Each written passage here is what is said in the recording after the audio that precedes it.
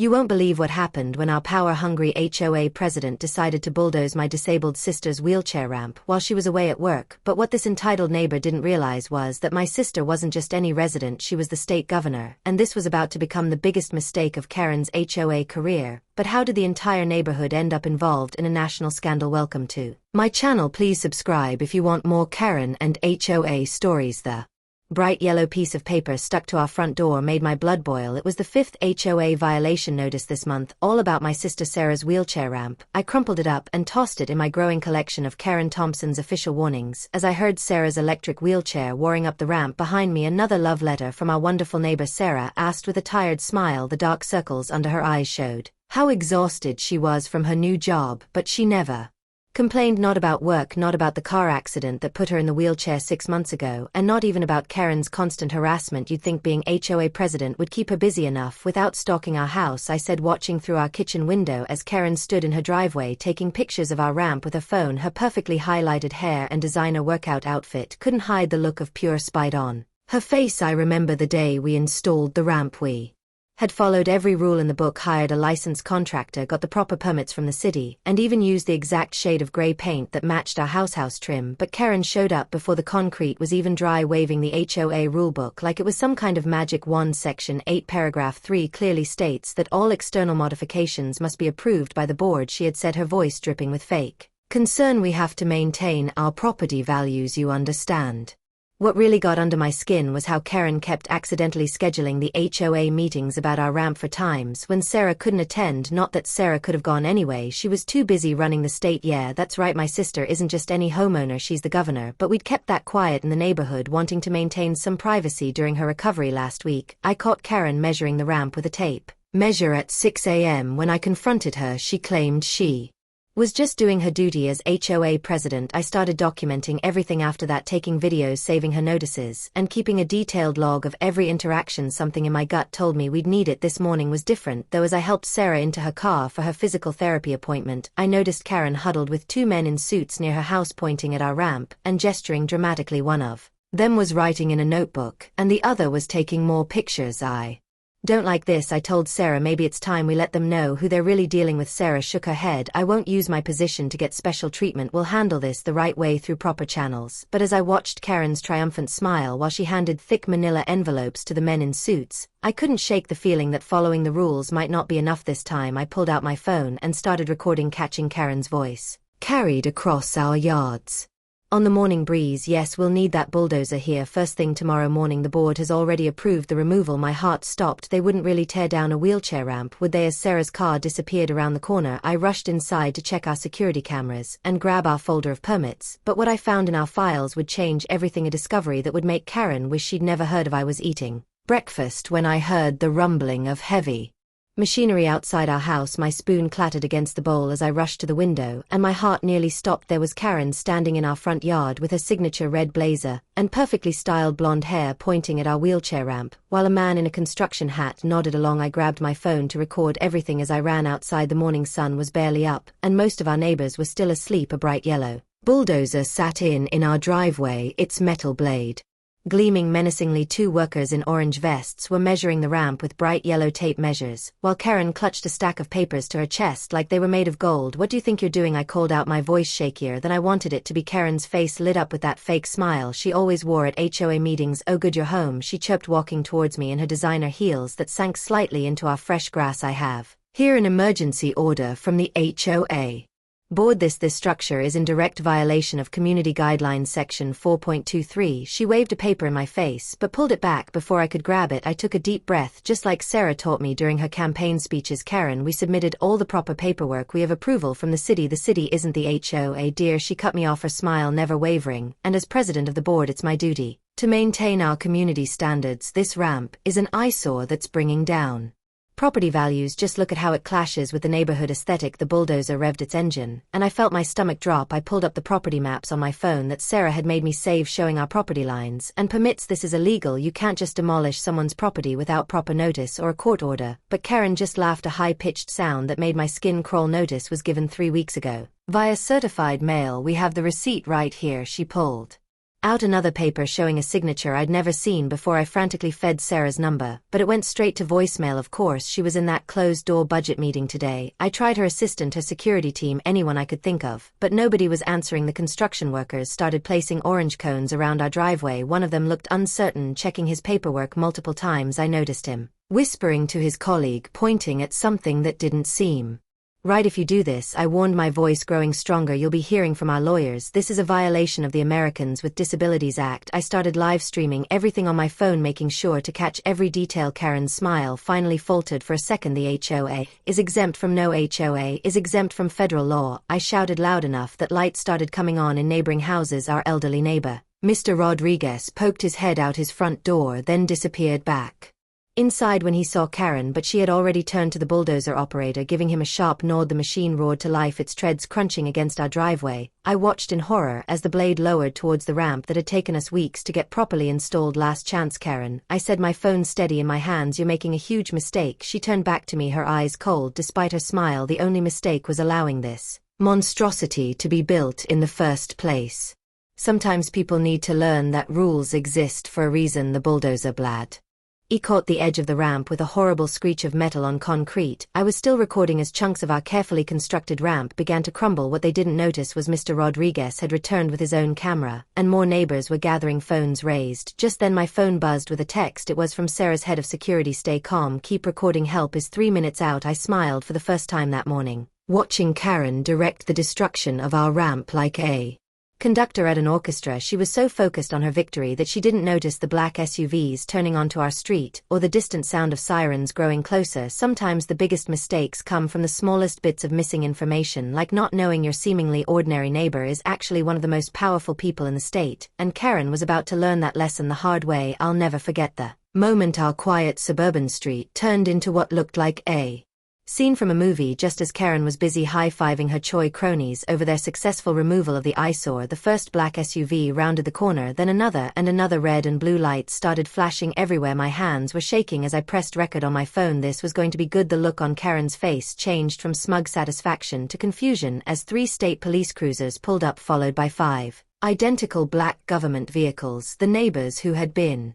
peeking through their curtains all day now spilled onto their front lawns. Everyone knew something big was about to happen. What is all this? Karen demanded, her voice cracking slightly. This is a private neighborhood matter. That's when Sarah's lead security details stepped out, scanning the area before opening the back door of the center SUV. The street fell dead silent as my sister rolled out in her wheelchair, wearing her official governor's blazer and the stern expression I'd only seen her used during major press conferences. Actually, Mrs. Thompson, Sarah's voice rang out clear and strong. This became a state matter the moment you violated federal disability protection laws. She wheeled forward, her security team moving in perfect formation around her, not to mention destroying state property without authorization. Karen's face went through about 5 different emotions in 3 seconds. State property, she squeaked. Yes, Sarah continued, pulling out her phone. Would you like to see the deed, or should we discuss the Americans with Disabilities Act first? I'm particularly familiar with title to having just signed new state protections last month. The crowd of neighbors grew larger. I spotted at least a dozen phones recording everything. Mrs. Jenkins from across the street was already live on Facebook.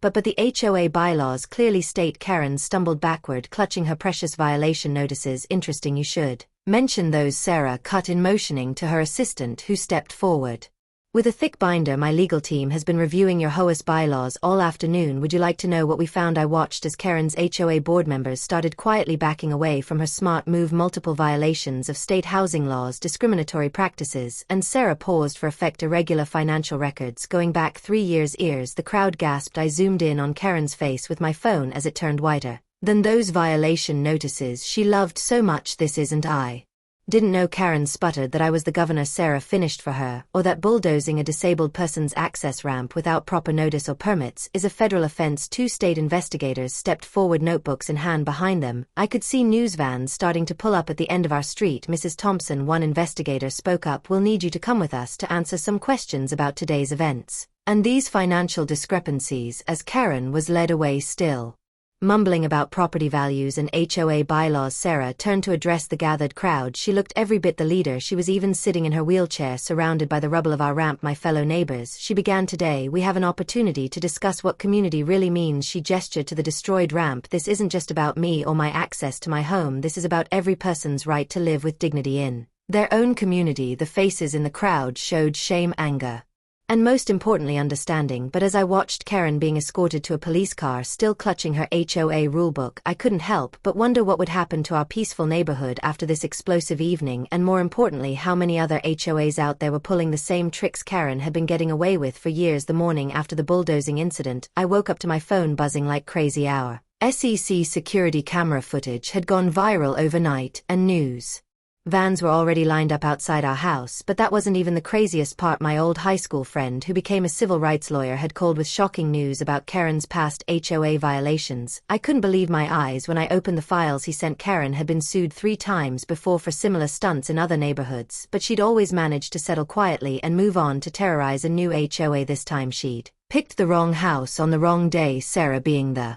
amazing governor she is, didn't just get mad, she got organized. She called an emergency press conference right on our front lawn with the destroyed ramp pieces still scattered behind her. The reporters went wild when she pulled out a stack of papers showing how Karen had broken not just federal disability laws but also violated 17 different state housing regulations. But here's where it gets really interesting. Our elderly neighbors started coming forward one by one. Mrs. Chen from across the street revealed how Karen had forced her to remove her medical garden. Mr. Rodriguez showed documentation of how she'd fined him for having a wheelchair lift installed for his veteran father. Even the quiet Baker family spoke up about being threatened with fines for their autistic son's sensory-friendly playground equipment. The neighborhood I'd known for years suddenly felt different. People were talking to each other, sharing stories, and standing together. Karen tried to call an emergency HOA meeting to address these unfounded accusations, but nobody showed up except her 2 loyal followers from the board. Meanwhile, Sarah had invited disability rights advocates to our house, and half the neighborhood came to learn about accessible housing rights. Just when we thought things couldn't get more intense, someone leaked Karen's HOA financial records. Turns out she'd been using the fines she collected to pay for her own home renovations, claiming they were board-approved community improvements. The HOA's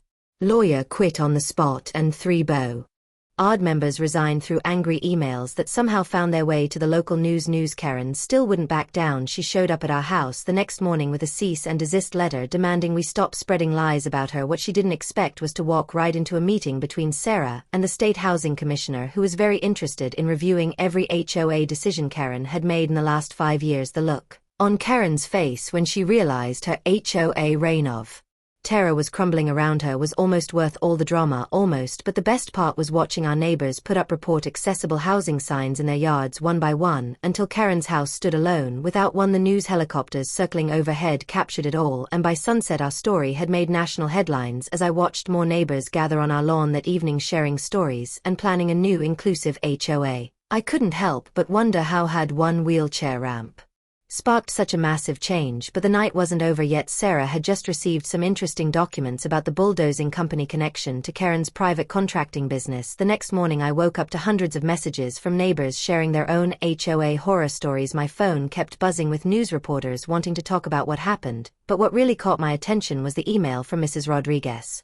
our elderly neighbor who Karen had fined last month for having a garden gnome. She had proof of Karen breaking other laws too. I printed out every HOA rule and spent the whole day highlighting the parts Karen had ignored. Sarah's legal team found out Karen never even filed the right papers to become HOA president. She just took over when the old president moved away, and nobody dared to question her. The more we dug, the more dirt we found. Then something amazing happened. Our story reached Tommy Chin, a famous YouTube lawyer who makes videos about unfair housing rules. He flew in to meet with Sarah and offered to help us sue Karen and the HOA for free. His video about our case got millions of views in just one day. Karen tried to save herself by calling an emergency HOA meeting, but this time was different. Instead of her usual empty room with 2 sleepy neighbors, the community center was packed. People who'd never spoken up before shared stories of Karen's bullying. Mr. Jenkins showed pictures of his daughter's treehouse that Karen made him tear down.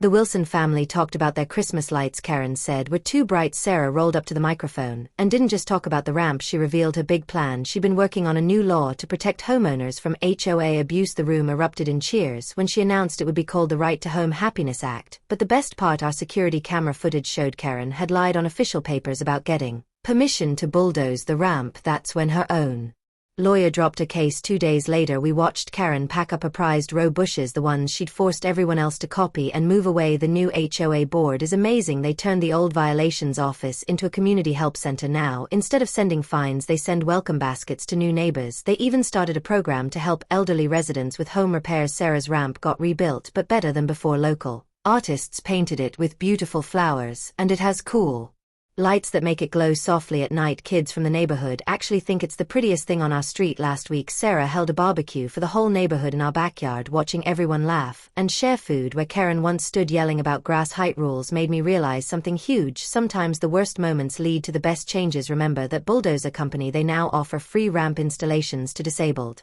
residents across the state, and their CEO personally apologized to Sarah. They even started a scholarship fund for students studying disability rights law. The biggest surprise came yesterday. I got promoted to run the state's new homeowner protection office, my first job teaching other neighborhoods how to turn their HOAs from bullies into helpers. Sarah says we're just getting started, and you know what, looking at how much has changed in just 1 year, I believe her. Our story even made it into school textbooks as an example of standing up to unfair rules. But the real victory isn't in the headlines or the new laws, it's in the little things like seeing Mrs. Rodriguez's garden gnome army grow bigger every week, or watching kids play freely on their front lawns without fear of violation notices. Karen's old house just sold last week. The new family, they have 3 kids, 2 dogs, and guess what's in their front yard? A wheelchair ramp for their grandmother. Nobody complained. Instead, 5 neighbors showed up to help them unpack. That's when I knew we didn't just change an HOA, we changed minds.